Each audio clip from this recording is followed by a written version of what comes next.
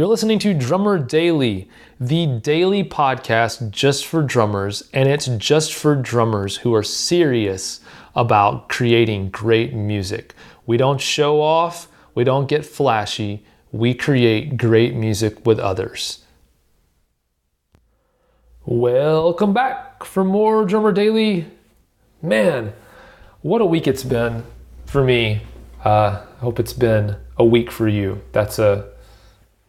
It's a week in all caps. Man, it's been a week.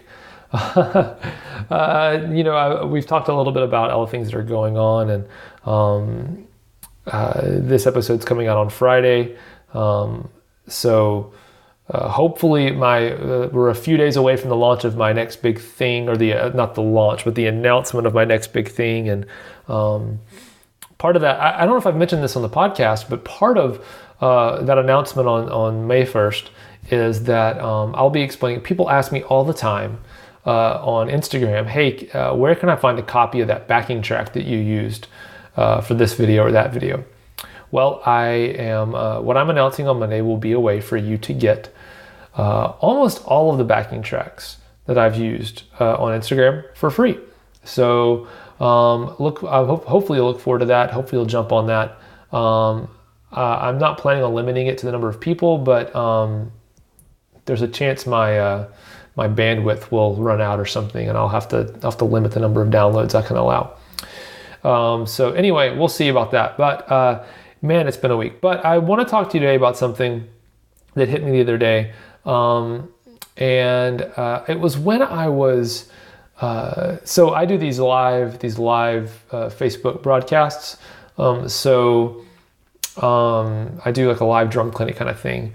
And as part of that, I play the drums. I have a way of mixing all the drums and everything and then putting them through. And so I always, after I shoot the videos and go live, I always go back and look at the recording, and I try to skip around at least to the parts where I'm playing a little bit, just to make sure everything came across well, and there weren't any hiccups or pops or hisses or anything like that. But also, just in case, the drums sound really bad or something, I want to fix that for the next time. And so far, I've just been so blown away by how good the drums sound. And they sound good to me when I'm in the room playing them, but just to know they come across pretty well on the Facebook Live broadcast really makes me happy. And that's kind of what I want to talk about today. Is I realized the other day when I was playing on this broadcast, I was like, man, I've done a few of these and I'm pretty sure these drums are sounding great. And I realized that I was playing differently because I knew how good the drums sounded. And so I was able to put myself mentally in the shoes of the person watching the broadcast. And I'm like, man, these drums sound so great. So I was confident in what I was putting across. And so that's kind of one way that drums, have made me play better, or the sound of the drums has made me play better. But another thing is just, honestly, it is so inspiring to have drums that sound really well, and every sound that you're putting out being pleasing. You may not think about it at first, but if your drums don't sound great, it can be really hard to overcome the sonic quality with your playing. Now, I have seen there are many drummers, and there are some drummers who kind of pride themselves on crappy sounds. They kind of do it on purpose, but they overcome it with their playing. Well, I don't know if I'm good enough to overcome really bad drums with my playing, but I definitely am in the position where having drums that sound really great inspires me and it makes me play better. And man, oh man, if it isn't so much fun to play along with drums that sound good. So I just want to point out that I talked earlier this week about the reason why maybe your snare drum doesn't sound good, and it's about you didn't invest enough time in tuning, and we kind of talked about some of that and how we invest our time in tuning our instruments.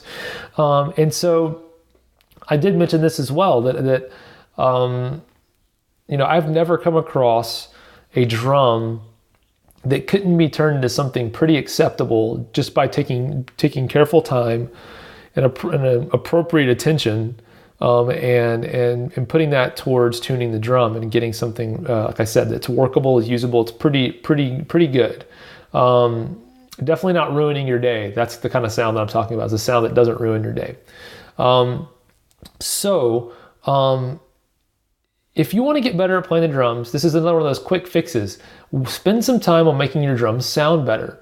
You don't have to buy new heads. You don't have to, spend any money, but just maybe start from scratch and really invest the time in tuning them.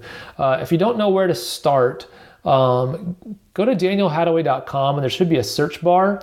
If you search for tune or tuning, you'll find a few other episodes of this podcast where I talk about drum tuning, and hopefully that will at least start you down the right path. Because I honestly believe that better sounding drums is the difference in a lot of cases between someone who comes across as a professional and someone who comes across as an amateur. So if you have any aspirations at all for getting paid gigs or anything like that as well, making your drums sound better in all aspects can help. And what's really funny is that one more little side note, in my Instagram videos, I have noticed, and this is very subjective, I haven't measured this or anything, but I've noticed that in the drum videos I post to Instagram where I think that my mix is better, where the drums themselves sound better, I get more compliments on the playing. And I don't, I think it's people perceive, they like what they hear.